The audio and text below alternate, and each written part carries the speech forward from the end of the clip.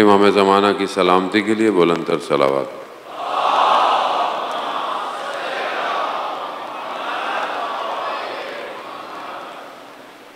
لا حول ولا قوة إلا بالله العلي العظيم۔ حسبنا الله ونعم الوكيل، نعم المولى ونعم النصير۔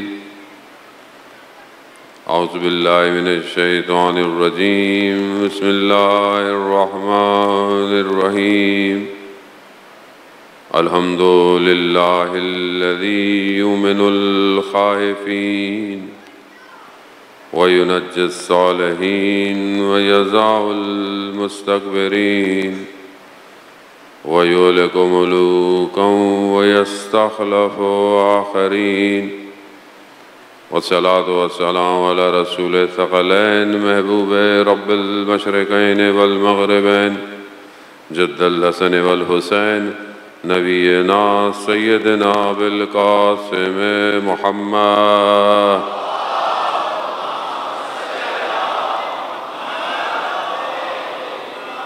وعلى آلہ الطیبین الطاہرین المعصومین، لا سیما بقیت اللہ فی الارضین روحی وارواحنا لتراب مقدم الفدا، ولعنت اللہ علی اعدائهم اجمعین۔ بسم اللہ الرحمن الرحیم۔ رب اشرح لی صدری ویسر لی امری واحلل عقدۃ من لسانی یفقہوا قولی، اما بعد فقد قال اللہ سبحانہ وتعالی فی کتاب الحکیم والقرآن المجید، وما خلقت الجن والانس الا لیعبدون۔ صلوات بیت محمد والے۔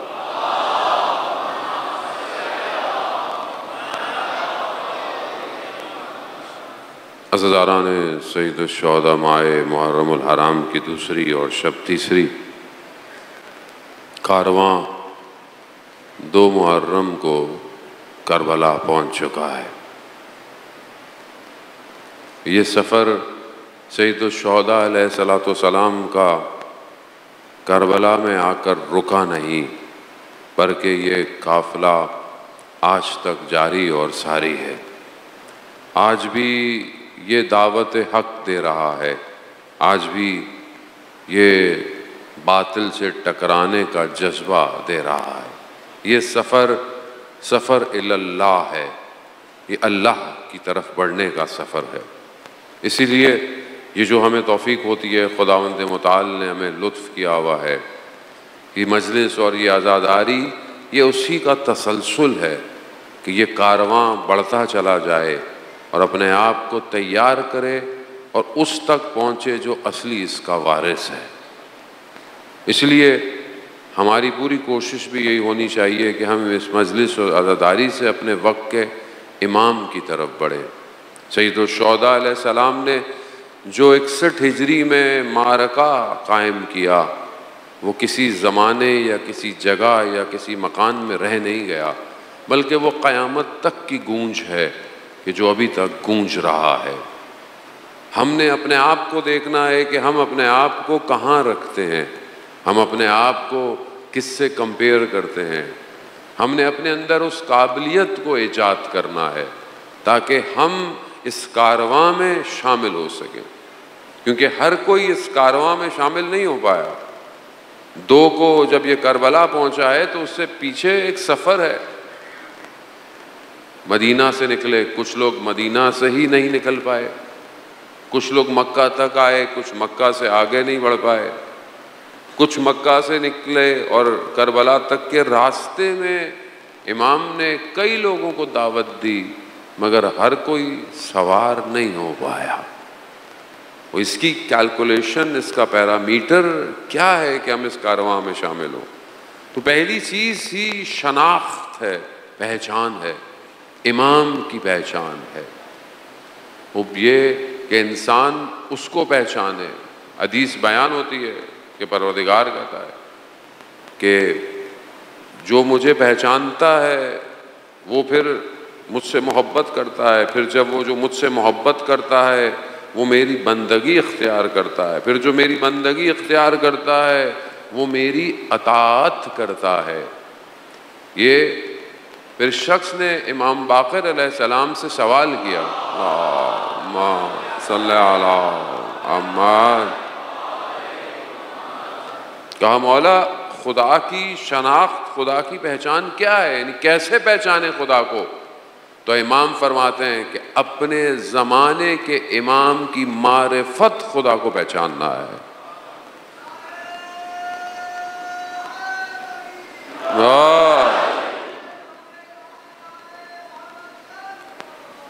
اللہم صلی علی محمد، اپنے زمانے کے امام کی معرفت خدا کو پہچاننا ہے اور پھر اس کی اطاعت کرنا۔ یہ ضروری ہے ذہن محترم، انسان خدا تک پہنچ نہیں سکتا جب تک وہ اپنے زمانے کے امام کو نہ پہچانے۔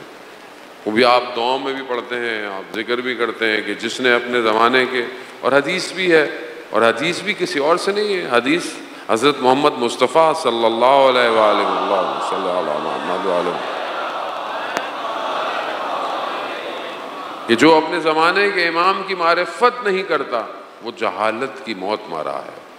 خوب ہمیں اب یہ ڈیفائن کرنا ہے، ہماری گفتگو بھی یہی ہے کہ ہمیں ایک ایسی سوسائٹی، ایک ایسا سٹرکچر، ایک ایسی امت کو بنانا ہے کہ جو امام تک پہنچے۔ اور پہلی چیز یہی ہے کہ جب ہم پہلے امام کو پہچانیں، امام کو پہچاننے کے لیے انسان کے اندر اضطراب ضروری ہے، مضطرب ہونا چاہیے۔ جب تک آپ کسی چیز کے لیے بے چین نہیں ہوں گے، اس چیز کو حاصل کرنے کے لیے آپ آگے نہیں بڑھیں گے۔ تو کیا میرے اندر یہ بے چینی، یہ اضطراب پایا جاتا ہے یا نہیں پایا جاتا؟ ایک کیفیت میرے اندر مبتلا ہے یا نہیں ہے؟ وہ اس کو تلاش کریں۔ ہو سکتا ہے مجلس کے اندر تو مجھے احساس ہوتا ہے جب میں سنتا ہوں، بیٹھتا ہوں، لیکن جب میں اپنی زندگی میں جاتا ہوں کیا وہاں مجھے احساس ہوتا ہے کہ نہیں ہوتا؟ کیا اپنی زندگی کے صبح اور شام کے اندر کیا میں امام کی کمی کو محسوس کرتا ہوں یا نہیں کرتا؟ جب آپ کسی چیز کی کمی کو محسوس ہی نہیں کریں گے تو آپ اس کی طرف بڑھیں گے نہیں، جب آپ بڑھیں گے نہیں تو کام نہیں کریں گے، کچھ بھی نہیں کریں گے۔ اور یہ خود امام زمانہ اجل اللہ تعالی فرجہ شریف اللہ صلی اللہ علیہ محمد،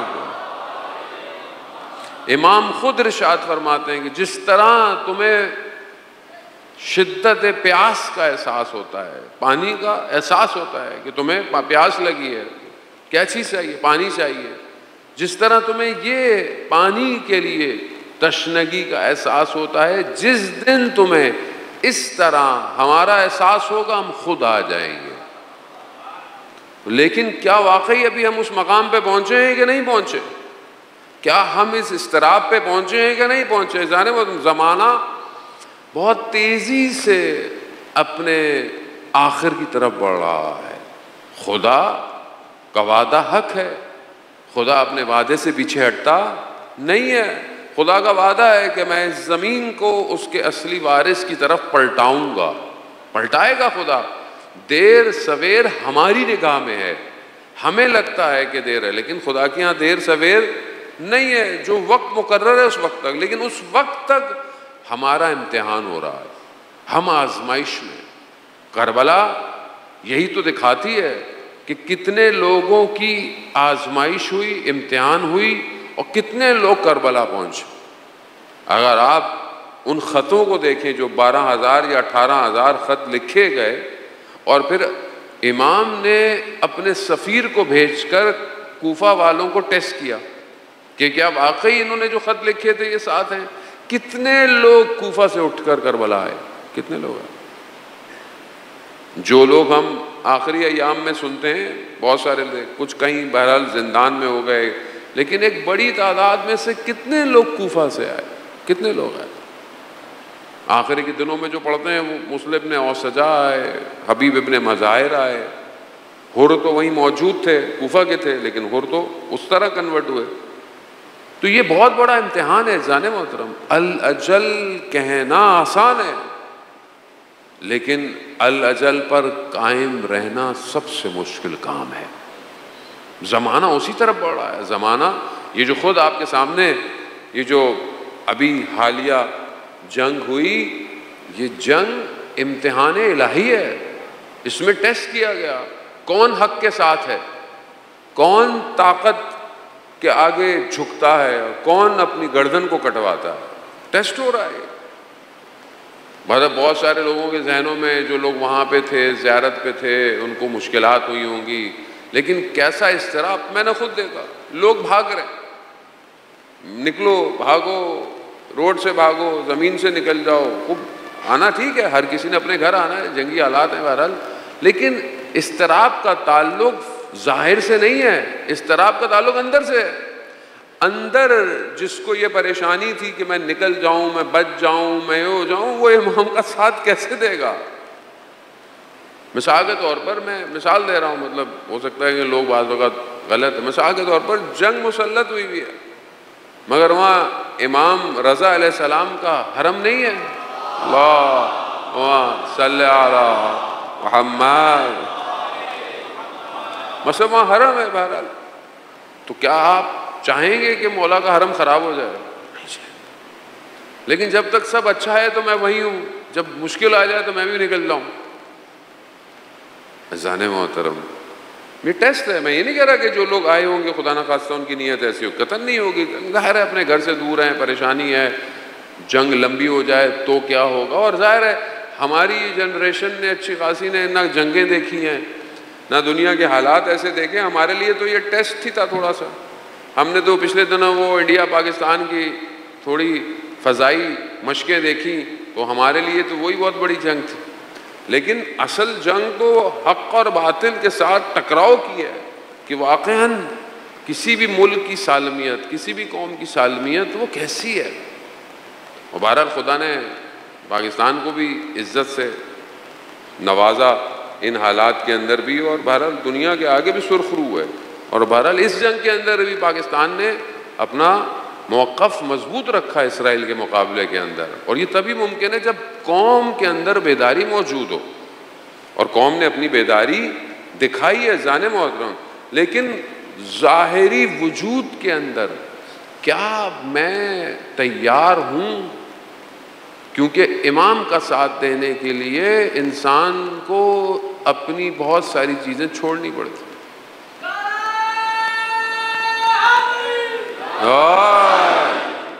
مثال کے طور پر جب آپ دیکھتے ہیں کہ سید الشہداء نے لوگوں کو دعوت دی، رستے میں امام جا رہے ہیں، مشہور واقعات ہیں، آپ سنتے رہتے ہیں. امام نے ایک شخص کو کہا کہ چلو، تو امام کو وہ لے گیا کہ مولا یہ میرا کھیت ہے اور یہاں پر کنواں ہے اور اس میں پانی تلخ آتا ہے. امام نے اپنے لاب مبارک سے جو ہے وہ اس کو میٹھا کر دیا. سب کچھ دیکھا. پھر امام نے اسے فرماتے ہیں کہ چلو ہمارے ساتھ. تو کہا مولا میں کیسے جاؤں، یہ سب کچھ اس کا کیا ہوگا؟ تو کہا مولا یہ گھوڑا لے لیجئے، یہ تلوار لے لیجئے میری طرف سے. تو امام کیا فرماتے ہیں، مجھے تمہارے گھوڑے اور تلوار کی ضرورت نہیں ہے، مجھے تمہاری ضرورت ہے. تو کیوں نہیں جا سکا؟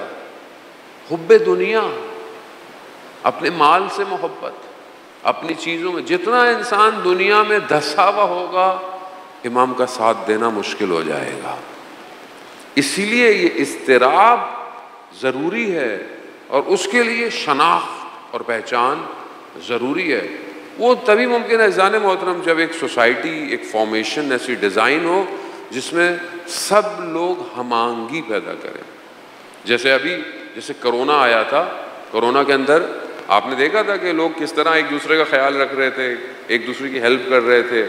کیونکہ جب بڑی بلائیں مصیبت آتی ہے تو لوگوں کے اندر ہمدردی پیدا ہو جاتی ہے. یہ بھی ایسی ایک اپرچونٹی تھی کہ لوگوں کے اندر آپس میں اتحاد ہو گیا، محبت ہو گئی، فرقہ واریت کوئی نہیں ہو گئی. سب کو واضح ہے کہ دشمن کون ہے، سب کو واضح ہے کہ دشمن کیسا ہے، سب اس میں جمع ہو گئے.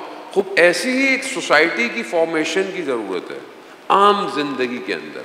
ضروری نہیں ہے کہ جب ڈیزاسٹر ہو تو ہم ایک دوسرے کا ساتھ دیں. ضروری نہیں ہے کہ جب حالات بہت خراب ہو جائیں، مثلا زلزلہ آ گیا، مثلا سیلاب آ جائے، سب ساتھ دیتے ہیں کہ نہیں دیتے؟ دیتے ہیں ساتھ، ہر کوئی مدد کرتا ہے، ہیلپ کرتا ہے. لیکن ضروری نہیں ہے کہ ہم کسی ڈیزاسٹر کا انتظار کریں. ہم خود ایک ایسی سوسائٹی بنائیں پہلے سے کہ جس کو اس قابل بنایا جائے کہ جس میں امام تشریف لے کر آئیں. اور وہ تبھی ہوگا کہ جب ہم ایک دوسرے کے ساتھ اچھے ہوں. مثال کے طور پر ہمارا اخلاق، ہمارا کردار حدیث و روایات کے اندر جو چیزیں آئی ہیں اس کو اپنے اندر پیدا کرنا ہے ہم نے. پہلے بھی میں نے آپ کی خدمت میں عرض کیا, خود امام حسین علیہ السلام ارشاد فرماتے ہیں,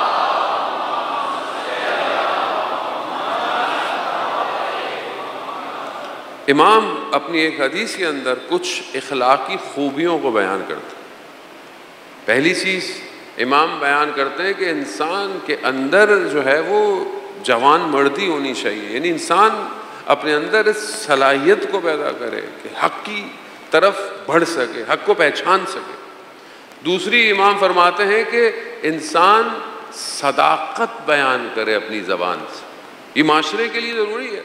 جب آپ لسان یعنی صداقت و لسان ہے, یعنی آپ سچ بات کریں گے, صحیح بات کریں گے, تو کتنی چیزیں ویسے ہی ختم ہو جاتی. جب معاشرے میں جھوٹ رائج ہو جائے تو معاشرہ کہاں جائے گا؟ مطلب ہر آدمی ایک دوسرے سے جھوٹ بول رہا ہو تو کس پہ کوئی یقین کرے گا؟ کوئی کام ہوگا؟ نہیں ہوگا.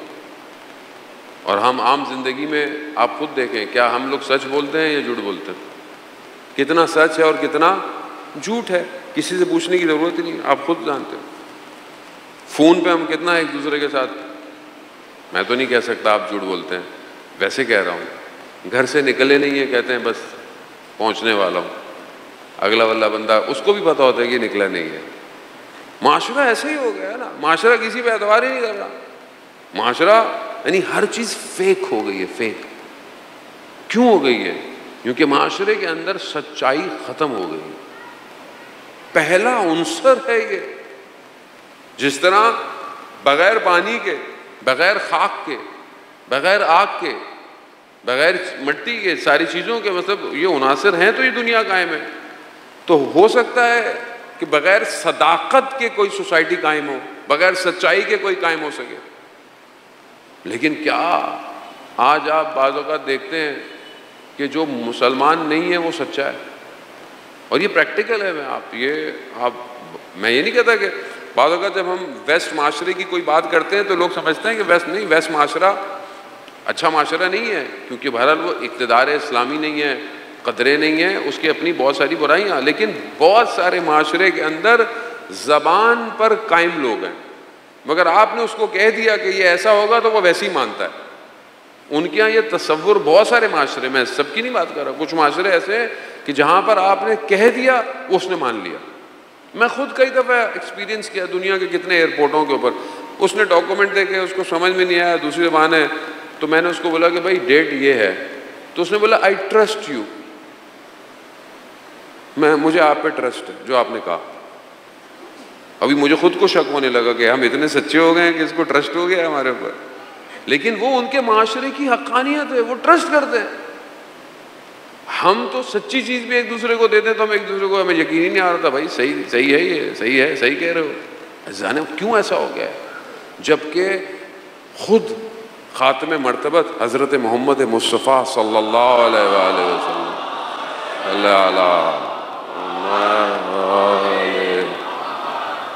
خود اپنی نبوت, بعثت نبوت سے پہلے لوگ ان کو کیا کہتے تھے؟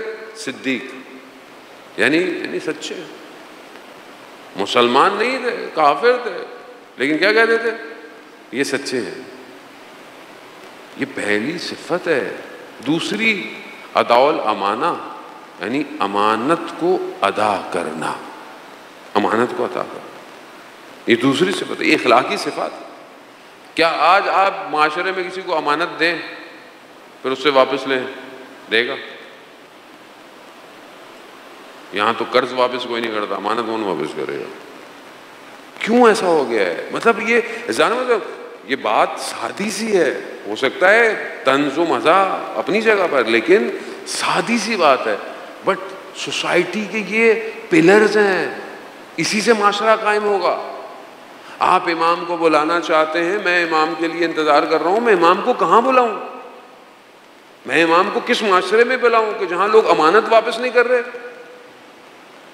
جہاں لوگ امانت صرف میٹیریلسٹک نہیں ہے, مثلا میں کسی کو پیسے دوں یا میں کسی کو کچھ, نہ, امانت راز ہے, امانت گفتگو ہے. میں نے کوئی بات آپ سے شیئر کر لی اپنی پرائیویٹ, یہ میری امانت تھی آپ کے پاس, آپ نے کہیں جا کے بیٹھ دیا, ارے مولانا صاحب تو بھائی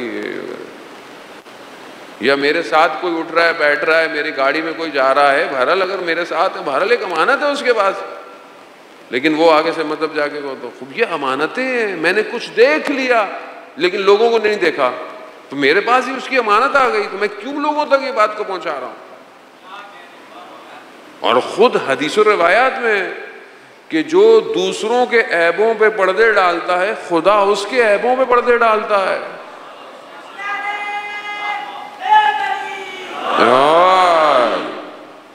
یہ فارمیشن ہے سوسائٹی کی کہ آپ امانتیں واپس کریں، آپ کاموں کو دیں.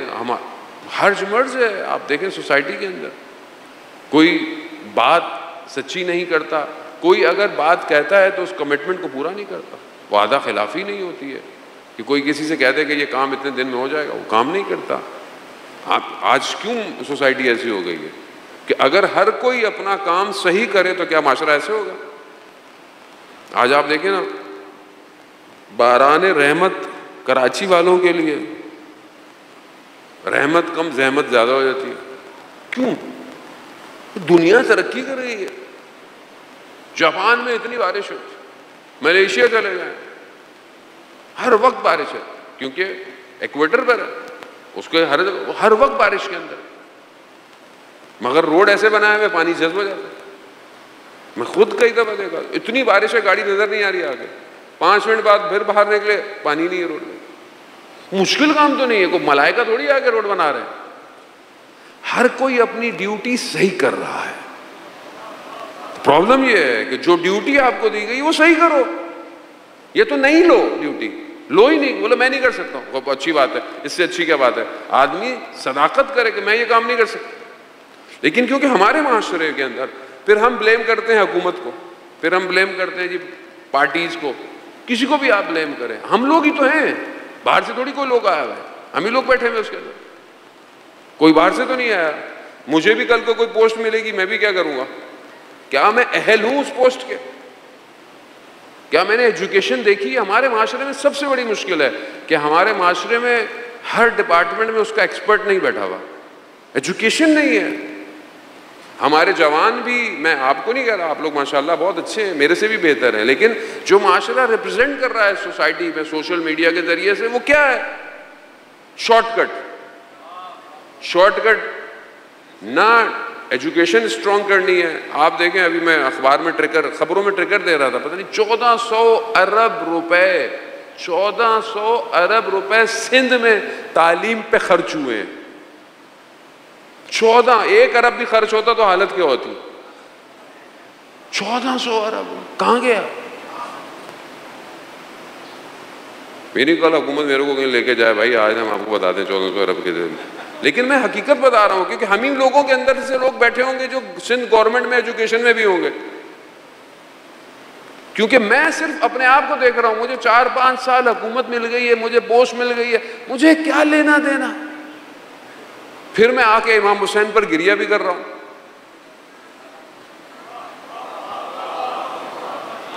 پھر میں نماز میں اعلی جل کی دعائیں بھی کر رہا ہوں.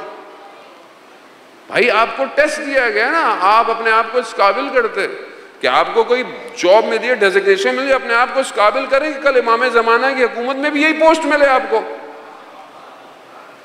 لیکن نہیں ہے، ہم کوشش نہیں کر رہے. We just blame each other. ہم ایک دوسرے کو بس انگلی اٹھانی ہے، میں کیا کر رہا ہوں. مثلاً کبھی بارش ہو رہی ہے، آپ الگ الگ شہر کے جگہوں سے آئے ہیں، آپ کی گلی میں بھی پانی بڑا ہوگا، آپ کی کہیں ہوگا. آپ نے اپنی گلی کے پانی کو صحیح کرنے کے لیے کیا کیا؟ آپ کو لگ رہا ہے کہ کیچڑ ہو رہا ہے، میں 2 اینٹیں لا کے رکھ دوں، مجھے کیا، بائک پہ کک ماری، چلو نکلو. تو ایسا شخص کیا کرے گا؟ سوسائٹی آپ کی ہے، یہ کس نے بلڈ کرنی ہے؟ یہ سوسائٹی ہم نے کرنی ہے. جانے موت، امانت، صداقت بہت ضروری ہے. سب سے بڑھ کر امام کہتے ہیں، لسٹ کافی طولانی ہے، سب سے زیادہ جو چیز امپورٹنٹ ہے اخلاقی، وہ کیا ہے؟ حیا. انسان کے اندر حیا ہو، انسان سارے کام صحیح کرتا ہے. حیا شرم و حیا صرف خواتین کے لیے نہیں ہے. انسان کے اندر حیا ہو تو انسان کا ذہن غلط سوچتا بھی نہیں ہے. انسان کے آنکھوں میں حیا ہو تو انسان آنکھوں کو جھکا لیتا ہے. حیا ضروری ہے.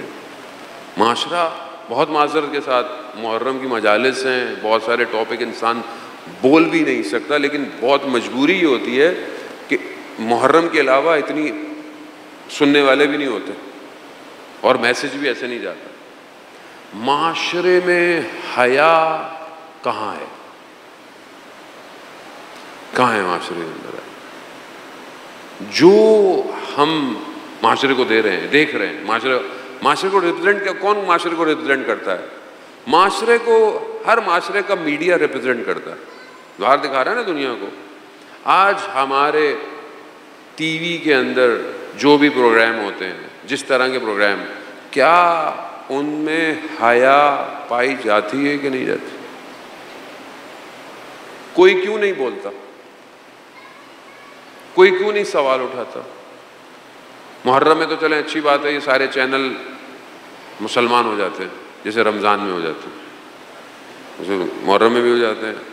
اب میں نہیں کہہ رہا کہ ان کی نیتیں خراب ہوں گی, بہرحال نیت اچھی ہوتی ہے کہ لوگوں, لیکن میں یہ نہیں کہتا کہ پروگرام نہیں ہو, ساری چیزیں, لیکن حیا کہاں ہے؟ یہ جو آج مجھے لوگ سوال کرتے ہیں, اور یہ میں معاشرے کی بات کر رہا ہوں, میں مارس کی بات نہیں کر رہا, میں جوپیٹر کی باتیں نہیں کر رہا, میں کراچی کی بات کر رہا ہوں, میں دنیا کی بات کر رہا ہوں, میں پاکستان کی بات کر رہا ہوں, میں کہیں اور کی بات نہیں کر رہا. آج معاشرے میں طلاق ریشیو کیوں بڑھ گیا؟ بھائی سوسائٹی بنانی ہے نا, آپ نے ایک معاشرہ قائم کرنا ہے جس میں امام زمانہ کو بلانا ہے. یہ ہے نا ہمارا ٹاپک کہ بھی ہم نے معاشرہ بنانا ہے, ہم نے ایک سوسائٹی بنانی ہے جس میں امام آئے. جس معاشرے میں 6 مہینے بھی زیادہ ہیں, مہینے 2 مہینے بعد طلاق ہو رہی ہو, اس معاشرے کو آپ کیسے امام زمانہ کی طرف لے کے جائیں گے؟ آپ مجھے بتائیں کیوں ہو رہا ہے یہ سب؟ سوسائٹی آرٹیفیشل ہو گئی, tissue paper society, TV, media, short cut, ہر کسی کو وی لاگر بننا ہے, ہر کسی کو ٹک ٹاکر بننا ہے, ہر کسی کو کیا ہے. اور جو دکھایا جا رہا ہے, ایک طلاق, دوسرا رشتہ, اللیگل رشتے, سوسائٹی یہی ہے جانے والا. آپ کیا سمجھتے ہیں کہ صرف دشمن سالڈ میزائل مارتا ہے معاشرے کے اوپر؟ وہ بے حیائی کے بم مار رہا ہے سوسائٹی کے اوپر,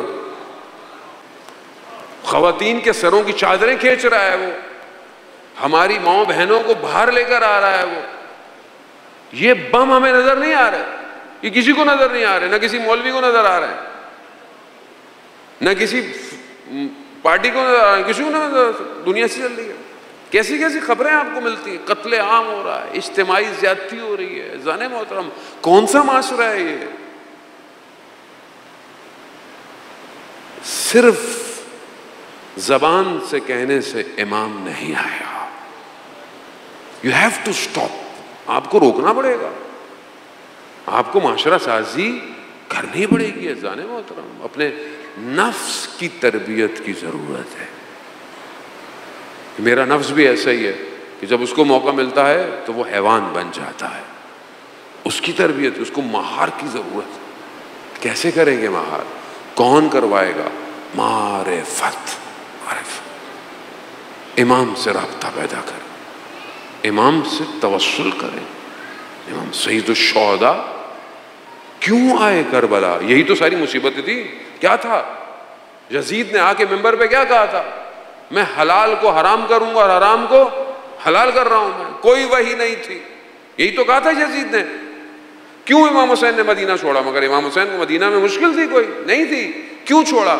کیونکہ امت فاسق حاکم کے آگے خاموش بیٹھی ہوئی تھی, خاموش بیٹھی. بے حیائی, برائی.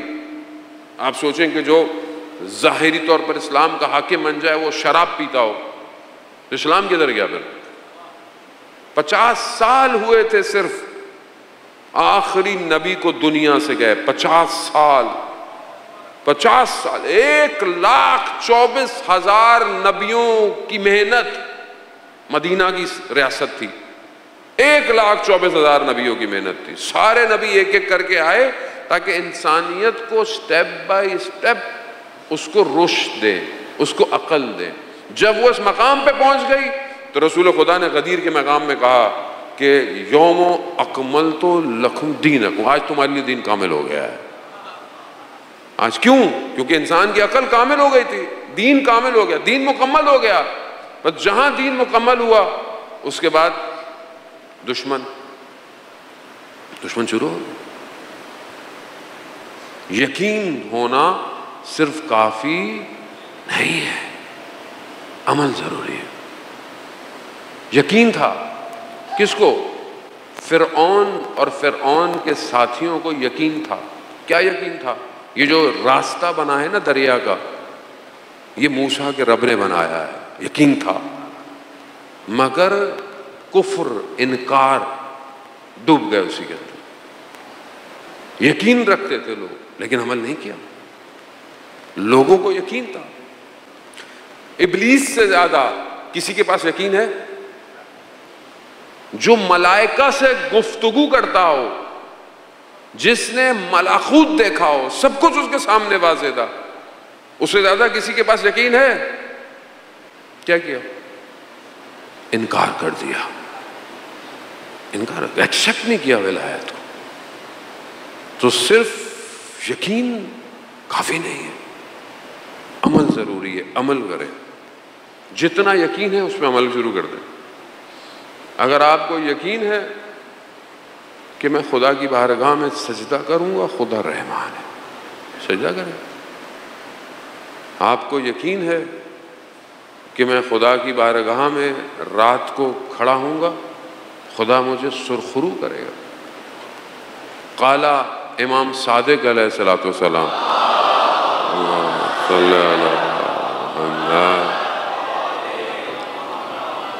امام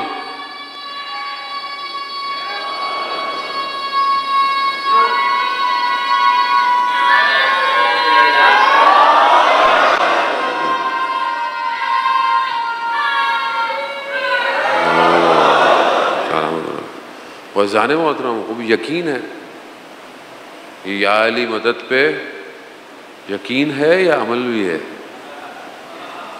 عمل ضروری ہے، یقین تو وہ بھی رکھتے تھے، عمل سب نے نہیں کیا۔ اسی پہ قوم پھنسی ہوئی ہے ابھی تک کہ بھائی یہ یا علی مدد صحیح نہیں ہے، دنیا کہاں نکل گئی، دنیا کہاں جا رہی ہے۔ یہ سب رکاوٹیں ہیں، اسے دور کریں آہستہ۔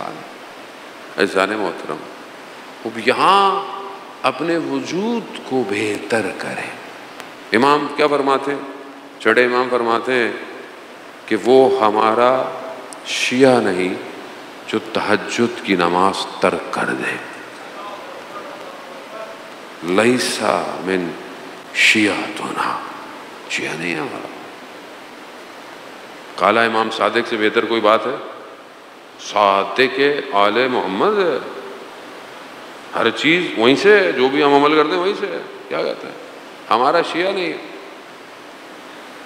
جو تہجد کی نماز ترک کر۔ یقین ہے، عمل ہے۔ جب بوڑھے ہوں گے تو مولانا صاحب تہجد بھی پڑھ لیں گے، ابھی تو جوانی ہے، رات کو نیٹ فلکس دیکھنے دیں، ابھی تو ٹائم ہوتا ہے ہمارے پاس۔ عزیزان محترم، اگر تو امام زمانہ کا ساتھ دینا ہے تو دنیا کو کاٹنا پڑے گا، کاٹنا پڑے گا۔ یہ دل صرف خدا کا ہے، بس۔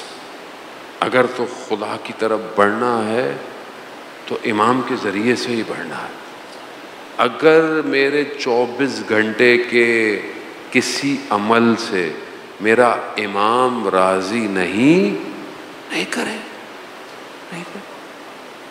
یقین ہے نا؟ مطلب مجھے دیکھیں اتنا پتہ ہے یہ میں پانی کا گلاس پیوں گا صحیح ہے، یہ پانی کے گلاس میں اگر خون کا قطرہ گرا ہوا ہے نجس ہے کہ نہیں؟ اگر میں پیتا ہوں نجس جائز بھی نہیں ہے، نقصان دہ بھی ہو سکتا ہے، یہ مجھے پتا ہے نا۔ تو اب جو میں عمل کر رہا ہوں مجھے واضح پتا ہے، کھانا میرے سامنے رکھا ہوا ہے، یہ مجھے کھانا ہے یا نہیں کھانا۔ ڈاکٹر منع کر دے آپ کو کہ یہ آپ نے نہیں کھانا، کیوں؟ مثلا آپ کو خدا نخواستہ کوئی بیماری ہے، آپ کو ڈاکٹر کیا بولتا ہے؟ بھائی یہ نہیں کھانا۔ آپ ڈاکٹر کی بات مانتے ہو؟ کیوں مانتے ہو؟ آپ کو پتا ہے یار صحت خراب ہو جائے گی۔ خدا نے جب چیزوں کو منع کر دیا کہ میں جوانوں کو کہہ رہا ہوں بیٹوں کی طرح میرے، نامحرم کو دیکھنا روح کے لیے نقصان دہ ہے، حرام ارتباط آن لائن نقصان دہ۔ خدا نے کہا، خدا نے حدود رکھے ہیں نا، حدود ہیں، اگر آپ ان حدود کو توڑیں گے کیا کریں گے؟ کیا امام راضی ہے؟ نہیں ہے راضی۔ تو کیوں میں ایسا کوئی کام کروں جس سے میرا امام ناراض ہو؟ نہیں کروں۔ کربلا ہر کوئی نہیں پہنچ پایا، ابھی سے محنت کی ضرورت ہے، ابھی سے۔ ہمیں یہ نہیں پتا کہ کب امام کا ظہور ہو، ابھی وہ ظہور ہو جائے ہمیں تھوڑی پتا۔ دعا عہد میں ہم کیا پڑھتے ہیں؟ امام جعفر صادق علیہ الصلوۃ والسلام، اللہم صلی علی،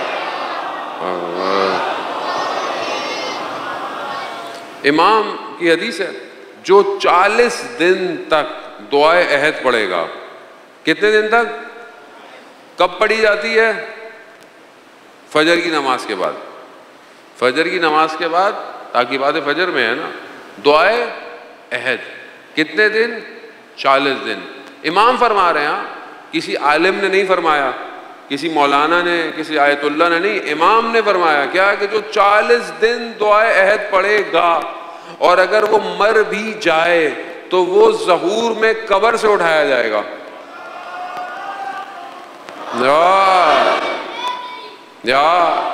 اب یہ آپ نے سنا ہوا ہے نا، یہ تو نئی حدیث تو نہیں ہے، سنی ہوئی ہے۔ کون کہہ رہا ہے؟ امام۔ کس کے لیے کہہ رہا ہے؟ امام کے لیے۔ عمل کرتا ہوں؟ کیوں نہیں کرتا؟ جس سے فجر کے بعد 5 منٹ دعائے عہد نہ پڑھی جائے وہ اپنی زندگی امام کو دے گا۔ میں نہیں کہہ رہا کہ آپ نہیں پڑھتے ہوں گے، آپ پڑھتے ہیں، میں تو ان کو کہہ رہا ہوں جو لائیو دیکھ رہے ہیں، آپ سب ماشاءاللہ پڑھتے ہیں، اذان بات رہا ہوں۔ خوب یہ ٹیسٹ ہے نا کہ آج مجھے نیند اتنی پیاری ہے کہ میں فجر پڑھی اور چلو بھائی سو جاؤ، نہیں، یہ ٹیسٹ ہے، یہی چیز تو دیکھی جائے گی، اور کیا دیکھا جائے گا آپ سے، اور کون سا امتحان لیا جائے آپ سے؟ اذان محترم، خوب یقین عمل کے بغیر فائدہ مند نہیں ہے، عمل کو اضافہ کریں۔ امام کے ظہور کے لیے علم بہت ہے، عمل کم ہے۔ یہ جو آج شہداء دفن ہوئے یہ عمل کے ساتھ دفن ہوئے، عمل کے ساتھ۔ انہوں نے اپنی زندگی میں انتظار نہیں کیا، اور جو وہ یہ کام کر کے گئے بغیر امام کی مدد کے یہ کام کر بھی نہیں سکتے تھے، لیکن انہوں نے قدم بڑھایا۔ حاجی زادے کہ جو تہرانی مقدم کے بعد جنہوں نے یہ پورا سسٹم بنایا، یہ آسان کام نہیں ہے۔ دنیا کی ساری طاقتیں روکنے کے چکر میں لگی ہوئی، پھر بھی ایسا خود ان کی ویڈیو ہے کہ جو ہم نے بنایا ہے ان کو 15-20 سال لگیں گے، پھر کہنے رہے کہ شاید کبھی بھی اس تک ٹیکنالوجی تک یہ پہنچ ہی نہ پائیں۔ کیا ہے ایسا؟ کہاں سے آیا؟ کیونکہ امام کے لیے ہے، جب آپ امام کے لیے قدم بڑھائیں گے اذان محترم، مشہور واقعہ میں آپ کو، اور بس آپ سے التماس سے دعا، وقت زیادہ ہو گیا. اذان محترم ایک دور کے اندر، ایک خلیفہ کا دور تھا، اس کے اندر بہرحال کچھ ہوا، ایسا ہوا کہ وہ دین خدشے میں آ گیا، دین میں پرابلم آ گئی کہ بھائی یہ حق ہے یا باطل ہے. بلایا گیا ولایت علی ابن ابی طالب والوں کو کہ بھائی آپ آؤ، یہ کیا ہے؟ ان کو سمجھ میں نہیں آیا. انہوں نے کہا ہمیں 3 دن کی مہلت دو. 3 دن کی مہلت مانگی. پہلا دن گزر گیا، دوسرا دن گزر گیا، تیسرے دن یہ جنگل میں نکل گئے اور گریا اور فریاد، یا امام زمانہ، یا امام زمانہ، مدد کریں مدد کریں، ادرکنی ادرکنی. امام آ گئے. امام نے بتا دیا بھئی یہ ایسا ایسا ہے، فلانی جگہ جاؤ گے، زمین کے اندر ایسا ایسا کچھ ہے. واقعہ آپ لوگوں نے سنا ہوا ہے، میں زیادہ اس کو ڈیٹیل میں جانا نہیں چاہتا. تو ایک نے سوال کیا، مولا آپ اسی وقت آگے بتا دیتے. کہا تم نے 3 دن کی مہلت مانگی تھی، تم اسی وقت بولتے بتا دیں گے، ہم تمہیں اسی وقت بتا دیتے. بات عمل کی ہے. بغیر امام کی نصرت کے امام کا کارواں نہیں چل سکتا. ذہن موت، اپنے اندر قابلیت ایجاد کرنی.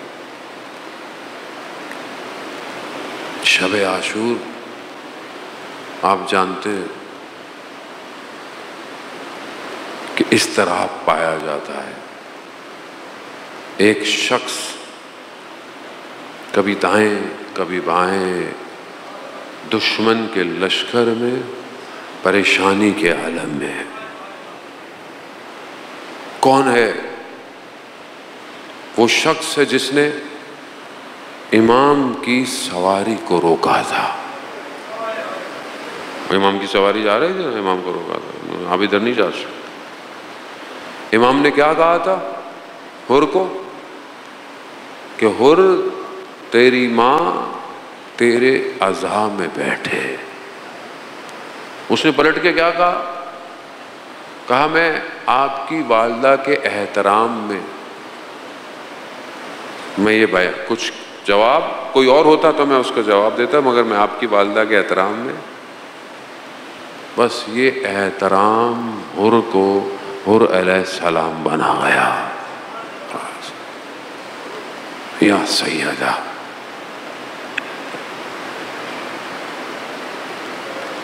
مدینہ سے محرم کا چاند نکلتا ہے تو یہ ماں مدینہ چھوڑ دیتی ہے. شہر، گلیاں، امام بارگاہ، گھر،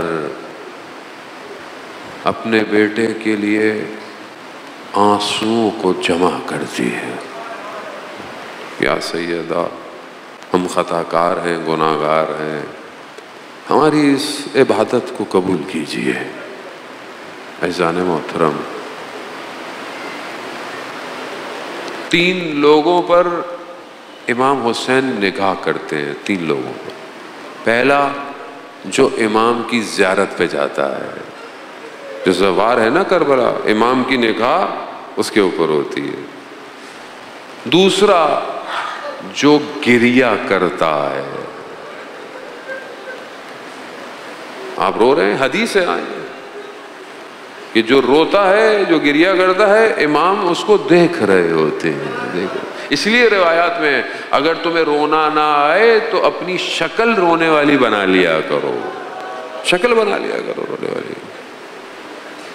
اور تیسرا وہ ہے کہ جو مجلس عزاداری کا انعقاد کرتا ہے، امام کی نگاہ ہوتی ہے اس کو.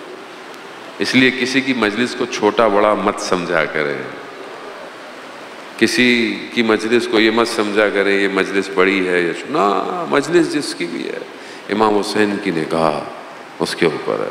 بہت بڑے عالم دین کا واقعہ کہ جو مجلسیں پڑھتے تھے، ایک دفعہ کہیں بچوں کی مجلس پڑھی اور پھر اس کے بعد جلدی جلدی میں بس چلے گئے، تو بی بی خواب میں آئیں اس عالم دین کے اور کہا میں آپ سے راضی نہیں ہوں. کہا یا سیدہ میں قربان آپ پر، میرے سے کیا غلطی ہو گئی؟ کہا بچوں کی مجلس میں تم چائے پیے بغیر چلے گئے؟ اللہ اکبر، یعنی ہمارے لیے کوئی چھوٹی بڑی چیز ہو سکتی ہے، ان کے لیے نہیں ہے۔ وہ خلوص دیکھتے ہیں، وہ اخلاص دیکھتے ہیں۔ جناب حر نے کہا مولا میں آپ کی ماں کے لیے یہ بات نہیں کہہ سکتا۔ وقت گزر گیا، شب عاشور، حر ٹہل رہے ہیں۔ کسی نے پوچھا حر کیا ہو گیا؟ کہا قرار نہیں تھا کہ جنگ ہو؟ کہا اگر کوئی مجھ سے پوچھتا کوفہ میں سب سے شجاع شخص کون ہے تو ہم تمہارا نام لیتے، تمہیں کیا ہو گیا؟ میں اپنے آپ کو جنت اور جہنم کے درمیان میں دیکھ رہا ہوں۔ صبح حر نے اپنے بیٹے سے کہا، جو بیان ہوتا ہے، ہاتھوں کو رسیوں سے باندھا اور کہا مجھے امام کے پاس لے چلو۔ جیسے ہی حر اپنے فرزند کے ساتھ آئے، جناب علی اکبر نے دیکھا تو بابا سے کہا بابا حر کہاں، احترام سے لے کر آؤ۔ آئے مولا کے پاس، مولا کی خدمت میں، کہا مولا مجھ سے غلطی ہو گئی، مجھے معاف کر دے۔ اللہ اکبر، ان اللہ یحب التوابین، اللہ پلٹنے والوں سے محبت کرتا ہے۔ اور حسین کیوں نہ کرے، حسین کیوں نہ کرے؟ ہم تو سمجھے ہی نہیں امام حسین کو، ہم نے تو امام حسین کو فرقوں میں بانٹ دیا۔ وہ تہران کے عالم دین رات کی تاریکی میں مجلس پڑھ کے آ رہے، دیکھا ایک شخص نشے کی حالت میں، کہا شیخ کہاں سے آ رہے ہو؟ میں مجلس پڑھ کے آ رہا ہوں۔ کہا کبھی ہمارے لیے بھی مجلس پڑھ دو۔ تو انہوں نے کہا میں اب اس سے کیا کیسے کہوں؟ کہا ہاں تو مجلس رکھو تو ہم آ جائیں گے۔ کہا بھی پڑھ دو۔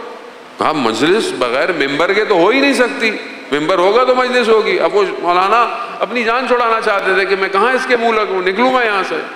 وہ شخص جھک گیا،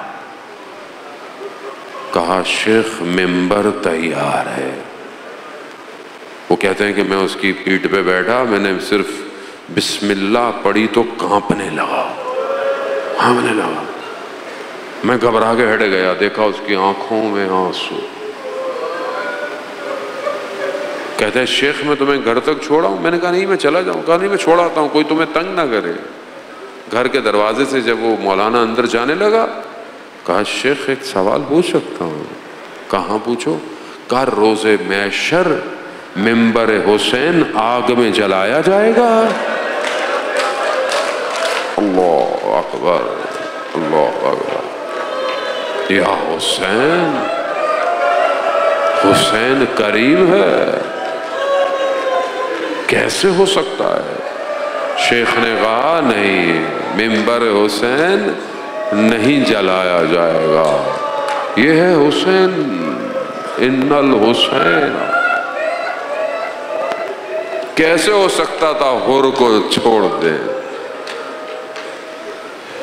علامہ کاشانی بیان کرتے ہیں، کیا کہتے ہیں؟ کہتے ہیں روز قیامت اگر میرے اوپر یہ راز کھل جائے کہ امام حسین نے ایک رات مہلت کیوں مانگی تھی، ایک رات کی مہلت مانگی تھی نا، ایک رات، جو عباس ان سے کہو ایک رات دے دے، کہ اگر قیامت میں یہ راز کھل جائے کہ امام حسین نے صرف حر کے لیے ایک رات کی مہلت مانگی تھی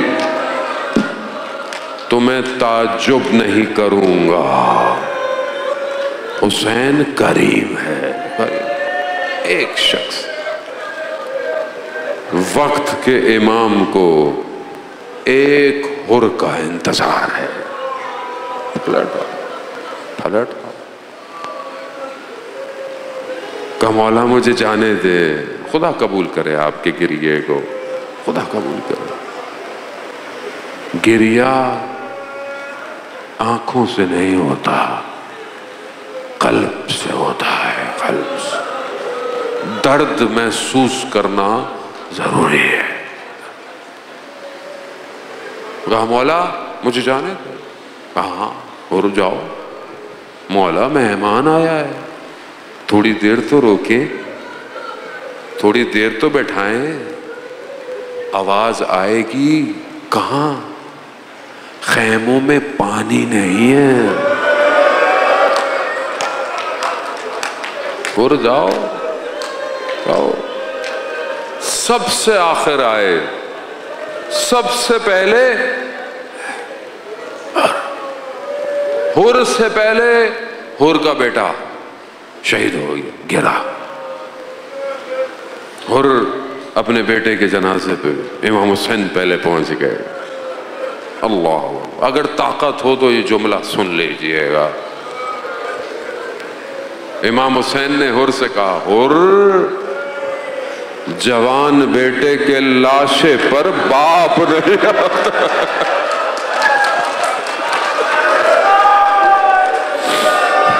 حر، جوان بیٹے کے لاشے پر باپ نہیں آتا۔ میں کہوں گا حر، کچھ دیر زندہ رہتے تو دیکھتے کہ ایک باپ جوان بیٹے کے لاشے پر کیسے آتا۔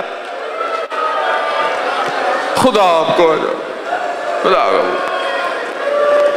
اللہ اکبر، اللہ اکبر۔ وقت گزر گیا اور خود گئے۔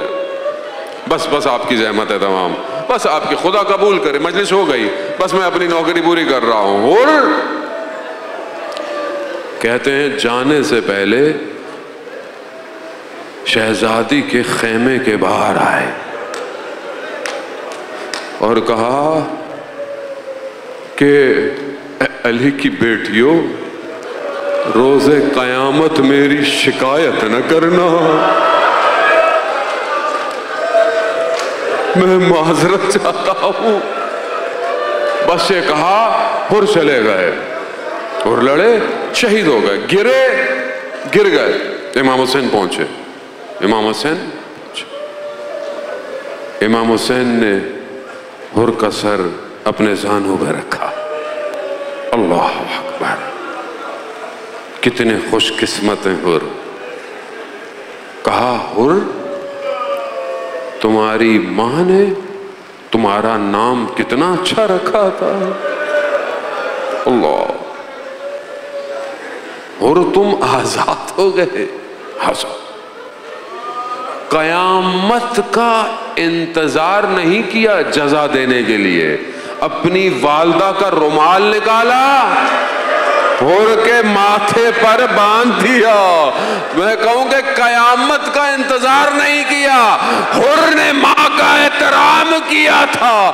حر دنیا میں جزا لے گئے۔ عزاداران محترم، بس یہی ہے کہ امام حسین علیہ السلام نے روز قیامت میں ان حالات میں بھی اپنوں کے لیے اس جگہ کو قائم کیا۔ آج بھی حر کا روزہ کتنوں کے لیے ایک جگہ بنا ہوا ہے، کتنے حر کے روزے پر جاتے ہیں، شفا پاتے ہیں۔ گویا حر آج تک اس شفا کو بانٹ رہے ہیں۔ عزاداران محترم، بس میں بہت تھوڑا پیچھے چلتا ہوں کہ جب امام حسین کی انہی ایام کے اندر ایک اور روایت بیان کی جاتی ہے، کہتے ہیں کہ امام حسین چھوٹے سے تھے، اپنے نانا کے گھر آئے، نانا سو رہے ہیں۔ نانا نے ام سلمہ کو کہا، میں سو رہا ہوں، کسی کو آنے نہیں دینا۔ امام حسین جانے لگے، کہا نانا سو رہے ہیں، جانے نہیں دیں۔ کہا ہمیں بھی جانے سے روکا ہے؟ کہاں سب کو روکا ہے۔ یہ کہہ کر مڑ گئے۔ جیسے ہی مڑے، رسول خدا کی آواز آئی، ام سلمہ، یہ حسین ہے۔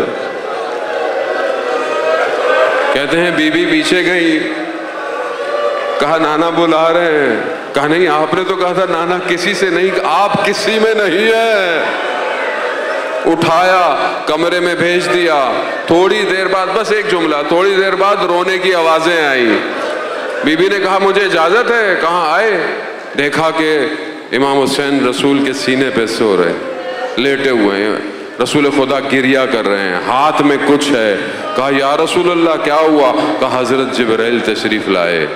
کہا یہ آپ کو بہت پیارا ہے نا؟ ہاں آئیے دیکھیے۔ کہا مجھے دشت کربلا دکھایا گیا، اس واقعے کو دکھایا گیا۔ کہا ام سلمہ یہ مٹی کربلا کی مٹی ہے، اسے سنبھال کر رکھنا، دیکھتی رہنا، جب تک یہ مٹی مٹی رہے حسین زندہ رہے گا۔ جس دن یہ خون میں بدل جائے بس سمجھ لینا حسین دنیا سے چلا گیا۔ جب آخری وقت میں امام حسین آئے، کہا نانی اجازت ہے۔ کہا کہاں؟ کہا عراق جا رہے ہیں۔ کہا بیٹا عراق مت جانا، نانا نے کہا تھا آپ کے کہ آپ وہاں مارے جائیں۔ کہا تقدیر بس یہی ہے، بس یہی ہوا کہ اس خاتون نے 10 محرم کو دیکھا کہ وہ مٹی خون میں بدل گئی۔ رسول کا نواسا عشر عاشورہ کے اندر خون میں لت پت ہوا، دنیا سے رخصت ہو گئے۔